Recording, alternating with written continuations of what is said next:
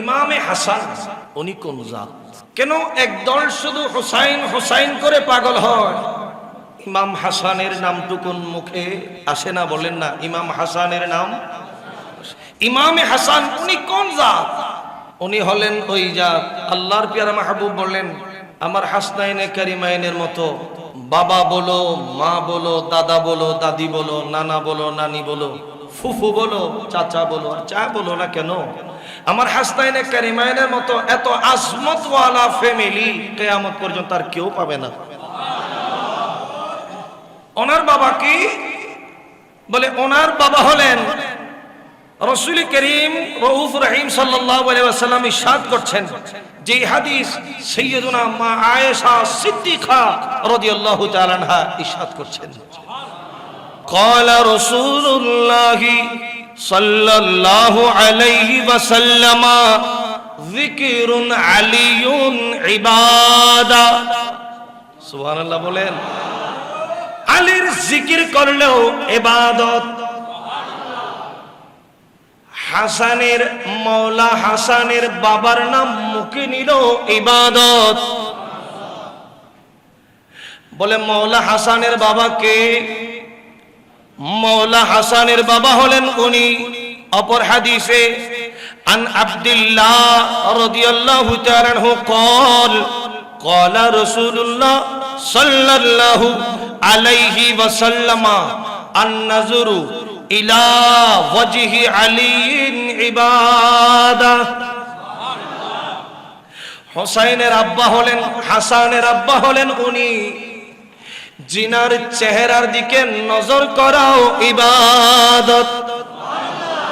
হাসানের বাবার নাম মুখে নিলে যেমন ইবাদত, হাসানের আব্বাজান মৌলা হাসানের আব্বাজানের চেহারার দিকে তাকালেও ইবাদত। কেমন আজমতওয়ালা বাবা, সুবহানাল্লাহ বলেন। যে বাবারে আল্লাহ জমিনে পাঠাইলেন, ভূমিষ্ঠ হলেন খানায়ে কাবার পেটের ভেতরে। যে মৌলা হাসানের আব্বাজান ইন্তিকাল করলেন আল্লাহর ঘর মসজিদে। তো মাকে বলে মা হচ্ছেন উনি যিনি সাইয়্যিদাতুন নিসাই আহলিল জান্নাহ। আরেকটা বাজে বলেন না সুবহানাল্লাহ। জান্নাতি যত রমণীরা যাবে, সমস্ত রমণীদের যিনি সরদারনি হবেন উনি হলেন ইমাম মাওলা হাসানের আম্মা জান। তিনি কে? আমার নবী বলছেন, কানা আহাব্বান নিসাই ইলা রাসূলিল্লাহি সাল্লাল্লাহু আলাইহি ওয়াসাল্লাম ফাতিমা ওয়া মিনার রিজালি আলিয়ুন। একটু আওয়াজে বলেন সুবহান। বলে মৌলা হাসানের আম্মা জান কে জানো? বলে মৌলা হাসানের আম্মা জান হলেন উনি কানা হাব্বান নিসাই ইলা রাসূল। বলে আল্লাহর পেয়ারা মাহবুবের কাছে সবচাইতে বেশি মহাব্বতের, সবচাইতে বেশি ভালোবাসার জমিনে যত মহিলা আছে সমস্ত মহিলাদের মধ্যে সবচাইতে যে মহিলাকে আমার নবী ভালোবাসেন তিনি হলেন মৌলা হাসানের আম্মা জান।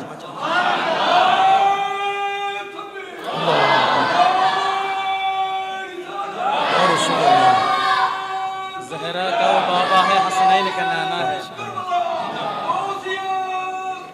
जिंदाबाद। प्यारा हाज़रीन, माँ যেমন বেমিসাল বেনজির, আব্বা জানো বেমিসাল বেনজির। একটা আওয়াজে বলি সুবহানাল্লাহ। এবার আসেন ইমামে হাসান উনি কোন জাত? হাদিসে পাকে তিরমিজি শরীফে সহিহ সনদের এক হাদিসে এই হাদিস বয়ান করতে লাগলেন যে আন আবি রাফি'in قال رأيت رسول الله صلى الله عليه وسلم أذن في أذن الحسن بن علي رضي الله عنه حين ولدته فاطمة। একটু আওয়াজে বলেন সুবহানাল্লাহ। বলে ইমাম হাসান কে, যার জিকির আমরা আজকে ছেড়ে দিলাম? ইমামে হাসান কি, যার জিকির করার সৌভাগ্য হলো গাউসিয়া কমিটির মাহফিলে ইমামে হাসানকে আল্লাহর নবী এলান করছেন। হযরতে আন আবি রাফি রাদিয়াল্লাহু তাআলা বলছেন, উনি বলছেন রাআইতু, আমি আমার নজরে দেখলাম। হযরতে আবি রাফি বলছেন আমি দেখতাম রাআইতু রাসূলুল্লাহ সাল্লাল্লাহু আলাইহি ওয়াসাল্লাম, আল্লাহর প্যারা মাহবুবকে কি করতে বলে আযানা ফি উযুনিল হাসান। হাসান ইবনে আলী যখন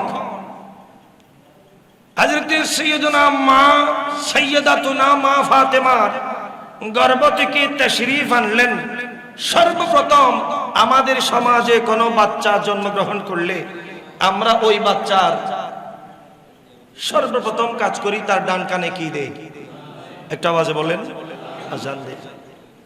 তো ইমামে হাসান কুনজা তিরমিজি শরীফের হাদিস বয়ান করছেন, ইমামে হাসান হলেন ওই জাত বলে জিনার কানের মধ্যে আযানা ফি উযুনিল হাসান ইবনে আলী, হাসান ইবনে আলীর কানের মধ্যে যিনি আযান দিলেন তিনি আর কেউ নন বলে তিনি হলেন খাতামুন নবিয়্যিন শফিউল মুযনিবিন নবী দো জাহান নবী মুহাম্মদুর রাসূলুল্লাহ সাল্লাল্লাহু আলাইহি ওয়াসাল্লাম। যে জাতে পাক দুনিয়াতে আসা মাত্র সর্বপ্রথম দো জাহানের বাদশা নবীর নূরানি জুবানের আযান শুনলেন উনি তো ইমাম হাসান। ইমামে হাসান কুনজা অপর হাদিসে আল্লাহর প্যারা মাহবুবের আরেক হাদিসে বয়ান করছেন যে ইমামে হাসান রাদিয়াল্লাহু তাআলা যখন জমিনে তাশরীফ আনলেন, আমাদের সমাজে প্রচলন হলো আমরা সন্তান জন্মগ্রহণ করা মাত্র আগে মিষ্টি নিয়ে দৌড়াদৌড়ি করি। বলেন না কি নিয়ে? মিষ্টি, ভালো ওয়েল ফুডের মিষ্টি, হ্যাঁ ওয়ে সুইটসের মিষ্টি। আর রাসূলুল্লাহর হাদিসে মোবারক আমাদেরকে জানান দিচ্ছেন একজন সন্তান দুনিয়া জমিনে আসা মাত্র আগে মিষ্টির দিকে যায় না, আগে ওই সন্তানের ডান কানে আযান আর বাম কানে ইকামা দিয়ে দাও, তারপরে দেরি করো না। এবার আমার নবী শিক্ষা দিতে লাগলেন, আন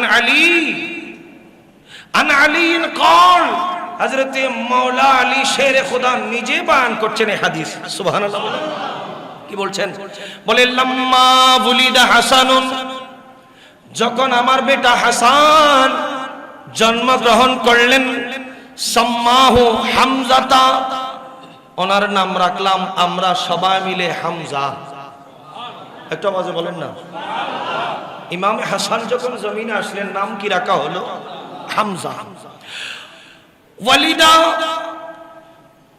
হুসাইনুন সাম্মাহু বিইসমি আম্মিহি জাফর, বলে যখন ইমামে হুসাইন জমিনে আসলেন তখন ওনার নাম রাখা হলো রাসূল করিম রউফুর রহিমের চাচা যান হযরতে জাফরের নামে নামকরণ করলেন। ইমামে হুসাইনের নাম কি? জাফর। ইমামে হাসানের নাম রাখলেন, বলেন না, হামজা। ইমামে হুসাইনের নাম রাখলেন জাফর। এখন আল্লাহর প্যারা মাহবুব যখন এই কথা জানতে পারলেন, ক্বালা ফাদাআনি রাসূলুল্লাহ সাল্লাল্লাহু আলাইহি ওয়াসাল্লাম, আমার নবী যখন এই নামগুলা শুনতে পেলেন তখন আমি আলীরে ডাকলেন। ফাদাআনি, আমি আলীরে ডাকলেন। ডাকার পরে ক্বালা, আল্লাহর প্যারা মাহবুব বললেন, ইন্নী উমিরতু আন ইউগাইয়িরা ইসমা হাযাইনি, এই আলী তুমি তোমার বেটা হাসানের নাম কি রেখেছো? তখন মাওলা আলী শেরে খোদা বললেন, আমি আমার বেটা হাসানের নাম রাখলাম হামজা। তখন রাসূল করিম রউফুর রহিম সাল্লাল্লাহু আলাইহি ওয়াসাল্লাম বললেন, আলী তুমি এই নামগুলা পরিবর্তন করে দাও। একটু আওয়াজে বলেন না, এই নামগুলা পরিবর্তন করে দাও। তখন ফাকুলতু, আলী মাওলা আলী শেরে খোদা রাদিয়াল্লাহু তাআলা বললেন, আমি বললাম আল্লাহু ওয়া রাসূলুহু আ'লাম, আল্লাহ এবং আল্লাহর নবী যা ভালো মনে করেন তাই হবে। কি হলো? বলে ফাসাম্মাহুমা, আল্লাহর প্যারা মাহবুব নিজেই নূরানি জবানের নাম রাখতে শুরু করলেন, হাসানান ওয়া হুসাইনান। একটা আওয়াজে বলি সুবহানাল্লাহ। এমন এক জাতে পাকের জিকির, এমন এক নয়, এমন দুই জাতে পাকের জিকির আমরা করতে লাগলাম যে হাসান এবং হুসাইন, হাসনাইনে কারিমাইনের নাম রাখলেন, আর কেউ নয়, স্বয়ং রাসূলে খুদা সাল্লাল্লাহু আলাইহি ওয়াসাল্লাম। আর এক তাফসীরে আসলো, আইয়ামে জাহিলিয়াতে জামানায় মানুষ শুনতো হাসান এবং হুসাইন, দুনো নামের অর্থ হলো অত্যন্ত সুন্দর, অত্যন্ত চমৎকার। মানুষ কানে শুনেছে, কিন্তু হাসান কি জিনিস, হুসাইন কি জিনিস, মানুষ আইয়ামে জাহেলিয়াতে কখনো চোখে দেখে নাই। এটা আওয়াজে বলেন না, চোখে দেখে নাই, শুধু শুনেছে। হাসান আল্লাহু আকবার সুন্দর, হুসাইন মারাত্মক সুন্দর, কিন্তু এগুলা কি হতে পারে? আল্লাহর প্যারা মাহবুব বললেন, এতদিন মানুষ হাসান এবং হুসাইন শুনেছে, আজকে জগৎবাসী দেখবে। এতদিন কেউ দেখে নাই, শুধু শুনেছে। হাসান এবং হুসাইন সুন্দরের উপমা কেউ দেখে নাই, আজকেই দেখতে পেলাম। ও আচ্ছা, এই তো হাসান আর হুসাইন, রাসূলে আরবের কলিজার টুকরা নাতি।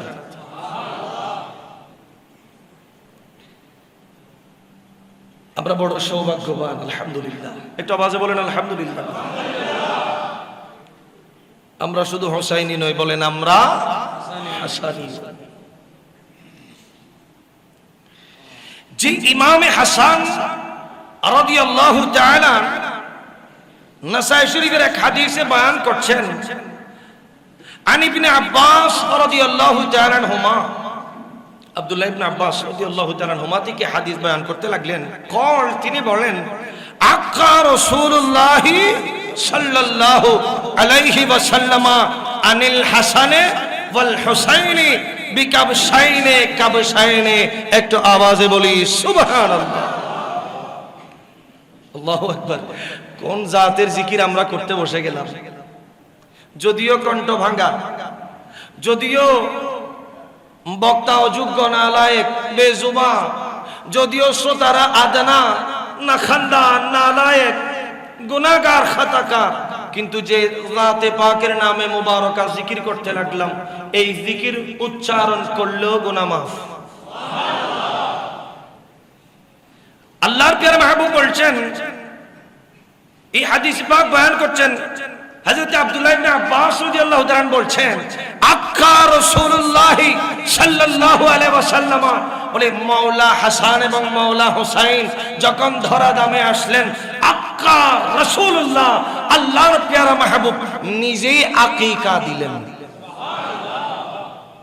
যেই জাতির আযান রাসূলে দো জাহা দেয়, যেই জাতের নাম আল্লাহর প্যারা মাহবুব নিজে চয়ন করলেন, যেই জাতে পাকের আকিকা মুবারক আল্লাহর প্যারা মাহবুবের নূরানি হাত দিয়ে দিলেন, বলে আকা রাসূলুল্লাহ সাল্লাল্লাহু আলাইহি ওয়াসাল্লাম, আল্লাহর প্যারা মাহবুব আকিকা করতে লাগলেন আনিল হাসানে ওয়াল হুসাইন, হাসনাইনে কারিমাইনের পক্ষ থেকে, বিকাবশাইনে কাবশাইনে, একটি নয় বরং দুইটি ছাগল দিয়ে, দুম্বা দিয়ে। উচ্চ আওয়াজে বলি সুবহানাল্লাহ।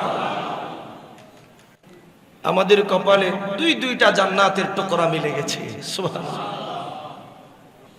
গৌসিয়া কমিটি বাংলাদেশ অত্র শাখার আমি শুকরে আদায় করছি, বিশেষত যারা দীর্ঘদিন পরিশ্রম করে অক্লান্ত, যাদের এই পরিশ্রমের সফল ফসল আমরা ভোগ করছি।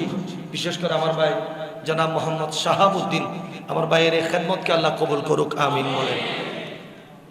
অত্যন্ত ক্লান্ত পরিশ্রম করে, আলহামদুলিল্লাহ। এখন আসেন ইমামে হাসান কি?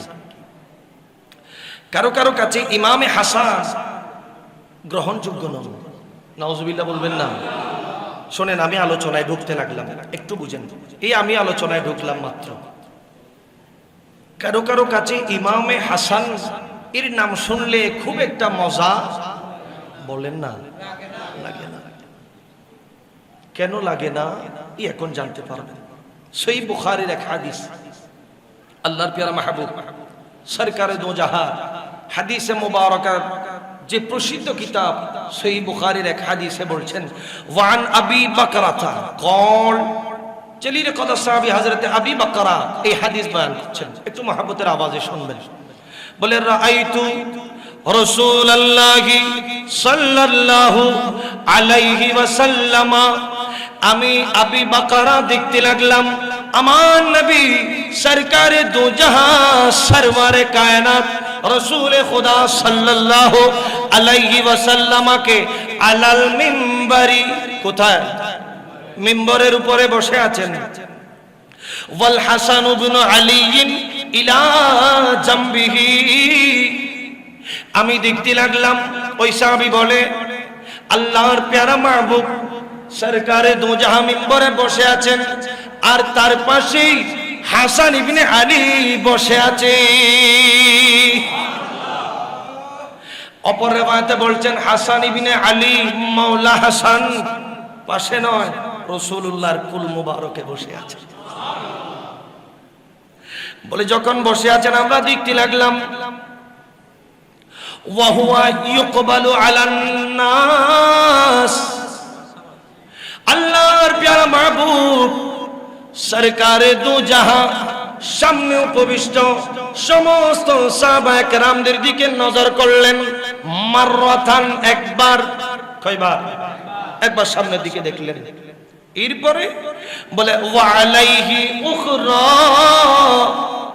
একবার সাহাবীদের দিকে দেখে আর একবার মাওলা হাসানের দিকে দেখে। একবার সাহাবীদের দিকে দেখে আর একবার হাসানের দিকে দেখে। রসুলে খুদা কুলের মধ্যে নাতি হাসানকে নিয়ে আদর করছেন, খেতাব করছেন, একবার দর্শকের দিকে দেখে তো আরেকবার মাওলা হাসানের দিকে দেখে।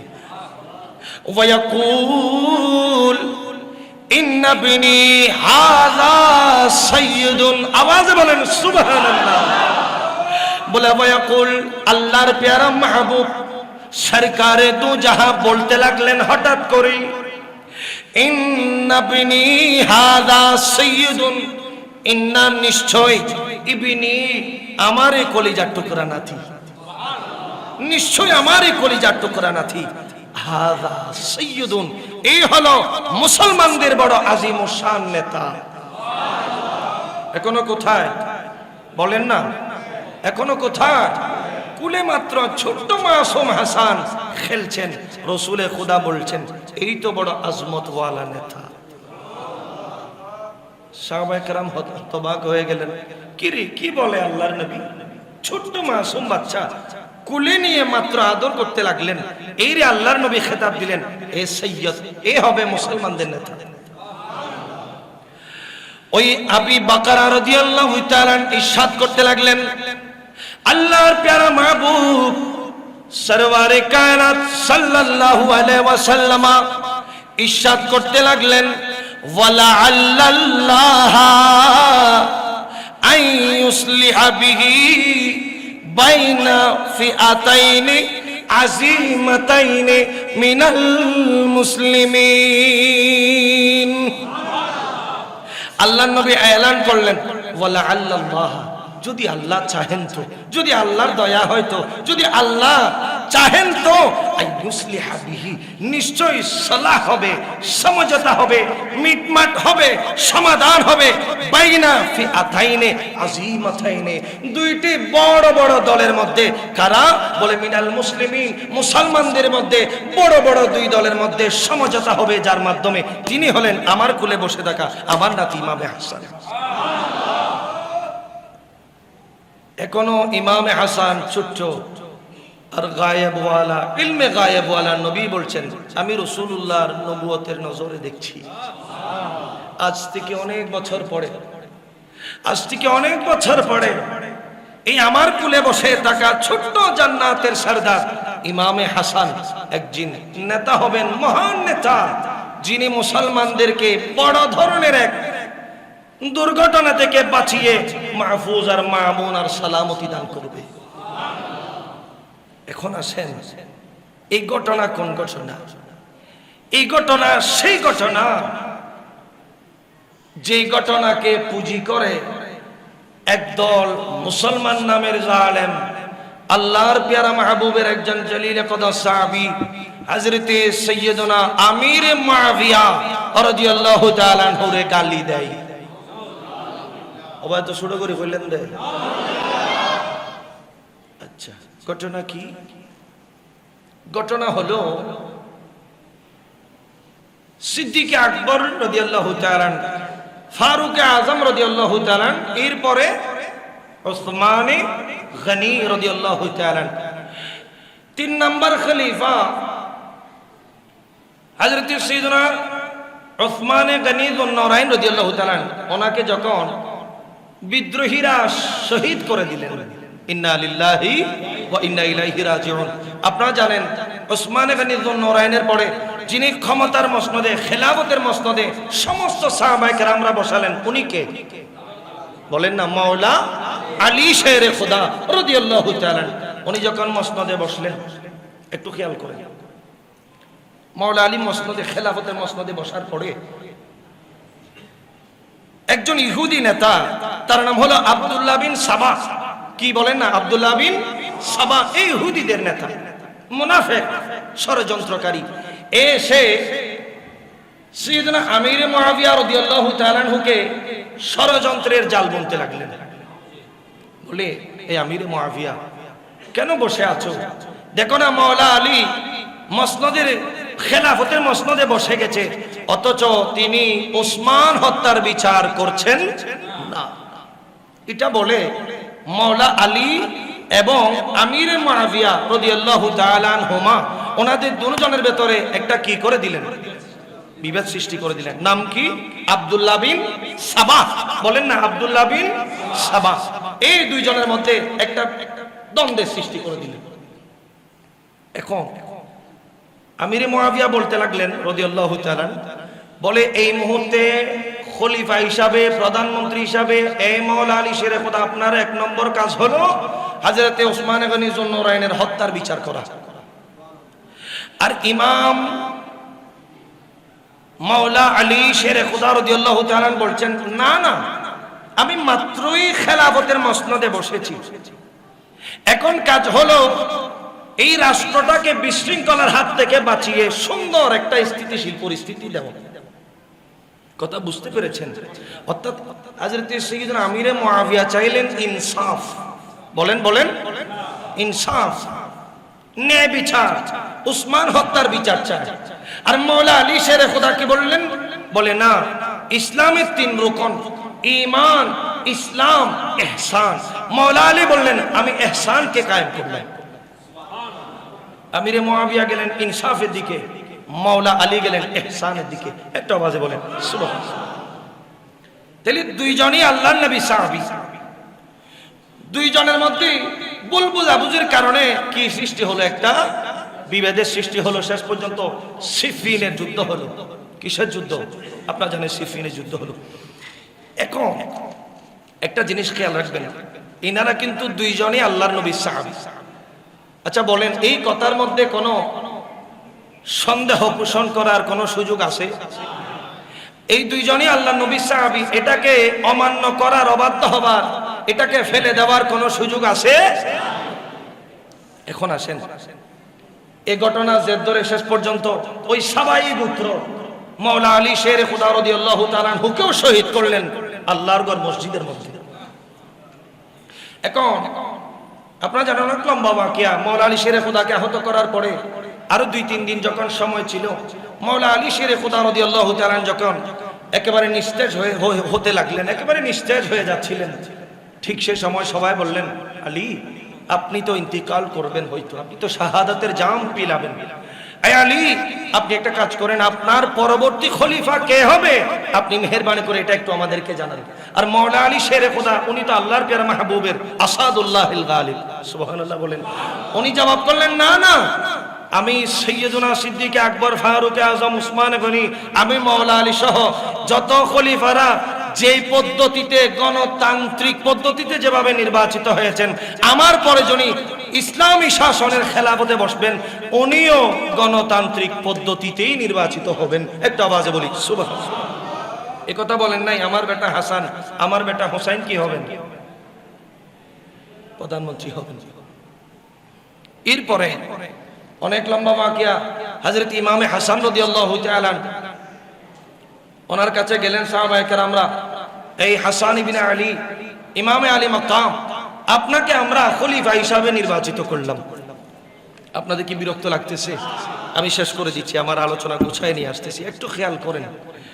সবাই বললেন ইমাম হাসান বড় ভাইকে, এই মৌলা হাসান আপনি আমাদের উপরে ইহসান করেন, আমরা আপনার উপর পূর্ণ সমর্থন আছে, আপনি দয়া করে খেলাফতের আসন গ্রহণ করেন, আমরা আপনার পক্ষে আছি। ইমামে হাসান নাকুচ করে দিলেন, বলে এভাবে তো আমি খেলাফতের দায়িত্ব গ্রহণ করতে পারি না। সবাই গেলেন ইমামে হোসেনের কাছে, ইমামে হোসেন বললেন না না, যেখানে আমার বড় ভাই যান নাকুচ করে দিয়েছেন, সেখানে আমি ছোট ভাই হয়ে খেলাফতের মসনদে বসবো, এটা তো হতেই পারে না।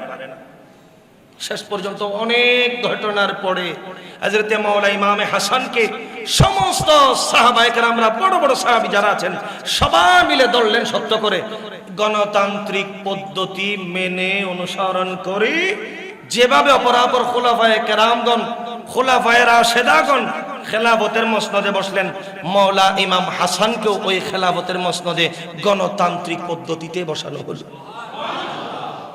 কিন্তু এরপরে দেখা গেল বেশি দিন নয়, মাত্র 7 মাস 11 দিন, বলেন বলেন 7 মাস 11 দিন মাওলা হাসানের জিকির চলছে। কতদিন খেলাফতের মসনদে আসীন ছিলেন এটা জানা আমাদের জন্য জরুরি, মুখস্থ রাখেন, মনে রেখে দেন। মাওলা ইমাম হাসান খেলাফতে বসলেন, বেশি দিন গেল না, মাত্র 7 মাস 11 দিন যখন হলো, তখন আবারও একবার ওই সাহাবাই গোত্র, সাহাবাই, ওই আব্দুল্লাহ বিন সাবার অনুসারী, এদের মধ্যে থেকে আবার একটা জুলজালা শুরু হলো। ওদিকে সিরিয়ার গভর্নর হযরতে সাইয়েদনা আমিরে মুআবিয়া রাদিয়াল্লাহু তাআলা ওনাকে আবার ষড়যন্ত্রে বীজ বপন করতে লাগলেন, জাল বপন করতে লাগলেন। এদিকে ইমামে হাসান মাত্র 7 মাস বয়স খেলাফতে বসেছেন, মাত্র 7 মাস। এর মধ্যে আবার কি শুরু হয়ে গেল? আবার ষড়যন্ত্র শুরু।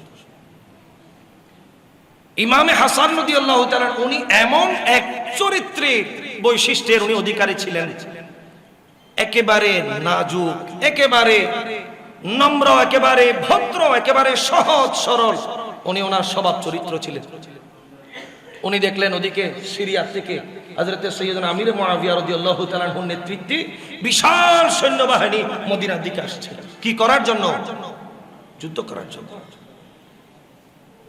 মনে রাখবেন, মূলে ওই আব্দুল্লাহ বিন সাবার অনুসারীরা, সাবাই গোত্রের ষড়যন্ত্র। ইমামে হাসান বললেন, বাস আমার কাছে আর এই খেলাফতের কোনো চাহিদার দরকার নাই, আমি আমার নানা জানের ইসলামকে দুনিয়ার জমিনে কায়েম আর দায়েম রাখার জন্য আমি আমার মসনদ ছেড়ে দিলাম। উচ্চ আওয়াজে বলি সুবহানাল্লাহ। এই রাসূলুল্লাহর হাদিসে মুবারাকা, এই তার বাস্তবায়ন। আল্লাহর প্রিয় মাহবুব আরো অনেক বছর আগে এই ঘটনা নবুয়তের নজরে দেখে আরো আগেই বয়ান করেছেন। উচ্চ আওয়াজে বলি সুবহানাল্লাহ। এখানে অনেক লম্বা ঘটনা। চুক্তি হলো ইমামে হাসান রাদিয়াল্লাহু তাআলা আনহুকে চুক্তিনামার মধ্যে এই একটা চুক্তি হলো, কয়েকটা চুক্তি, তার মধ্যে একটা হলো যে ইমামে হাসান রাদিয়াল্লাহু তাআলা আনহুকে হযরতে সাইয়েদনা আমির মুআবিয়া রাদিয়াল্লাহু তাআলা মাসিক একটা বড় অঙ্কের সম্মানী উনি প্রদান করবেন, বড় অঙ্কের সম্মানী দিবেন, সম্মানী দিবেন। আরেকটা চুক্তি হলো হযরতে সাইয়েদনা আমির মুআবিয়া রাদিয়াল্লাহু তাআলা আনহুর ইন্তিকালের পরে খেলাফতের দায়িত্ব পালন করবেন, খলিফা হবেন ইমামে হাসান রাদিয়াল্লাহু তাআলা। একটা আওয়াজে বলি সুবহানাল্লাহ। খেয়াল রাখবেন, ইমামে হাসানও সাহাবী, হযরতে সাইয়েদনা আমির মুআবিয়াও সাহাবী, ওনাদের অবদানকে অস্বীকার করার কোনো সুযোগ নাই। এটাকে বলে মুসাজারাতুস সাহাবা, মুসাজারাতুস সাহাবা। সাহাবায়ে কেরামদের মধ্যে যখন কোনো বিষয় নিয়ে দ্বন্দ্বের সৃষ্টি হয় এটাকে বলে মুসাজারা। এটা সাজারাতুন থেকে, সাজারুন মানে গাছ, গাছের ডালে ডালে যেভাবে বাড়ি খাই বাতাস আসলে, ঠিক সেভাবে একজন সাহাবীর সাথে আরেকজন সাহাবীর যখন মনোমালিন্য হয়, দ্বন্দ্বের সৃষ্টি হয়, এটাকে আমরা দ্বন্দ্ব বলতে পারি না, এটার নাম মুসাজারাতুস সাহাবা। এই মুসাজারাতুস সাহাবার মাধ্যমেও মুসলিম উম্মাহ অনেক নিয়ামতের অধিকারী হয়েছেন, একটু বড় করে বলেন আলহামদুলিল্লাহ। এই জন্য সাহাবায়ে কেরামদের অবদান কখনো অস্বীকার করা যাবে। একজন শায়ের বড় সুন্দর করে বলছেন, আরে সাহাবীদের অবদান ভোলা যাবে না, ঠিক কি না?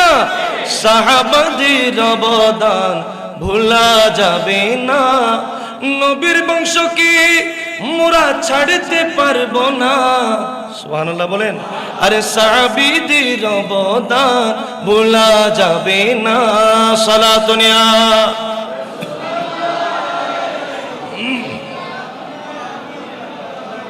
ইয়ার হাজিরিন, খবরদার, আল্লাহ নবী ইরশাদ করে গেলেন, ওয়ালা তাসুব্বু আসহাবি, খবরদার আমার কোন সাহাবীরে ভুলেও কোনদিন তোমরা গালি দিও না।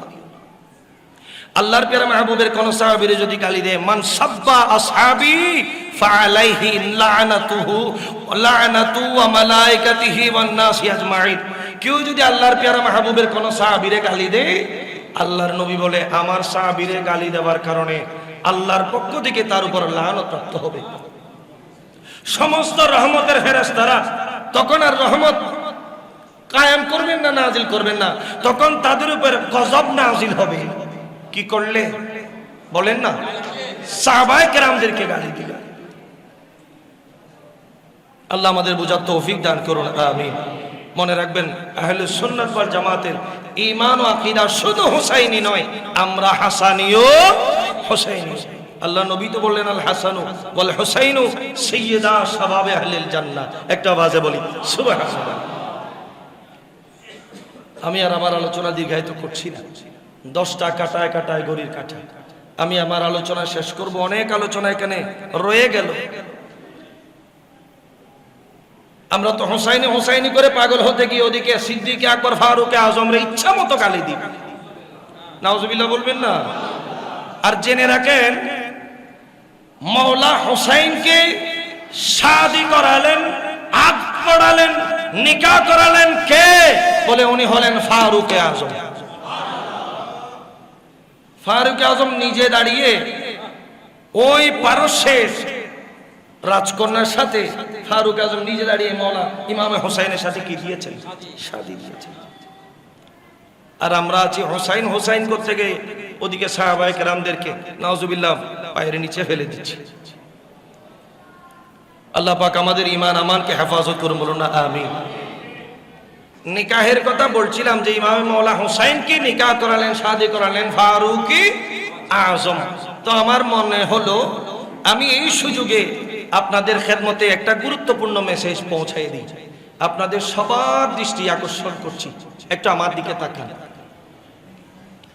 মেহফিলে আসলাম, অনেক কষ্ট করে আপনারা বসলেন, যাবার সময় কিছু হাদিয়া তোহফাও নিয়ে গেলেন, নাজর নেয়ামত। ওইগুলো আজকে খাবেন, শেফা হবে, এরপরে চলে যাবে। এগুলার আর কোনো তাসির আমাদের মাঝে থাকবে না। আমি যেহেতু আজকে সুযোগ পেয়ে গেলাম, এই কথাগুলা জুমার খুতবাতে বলার খুব একটা সুযোগ হয় না।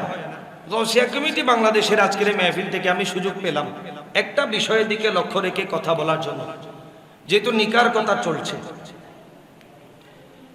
আপনি দেখবেন এখন আমাদের সমাজে কোন এক রিসার্চ চলছে যে বাংলাদেশে প্রতি 12 মিনিটের ভেতরে একটা ডিভোর্স হয়। নাউজুবিল্লাহ বলবেন না?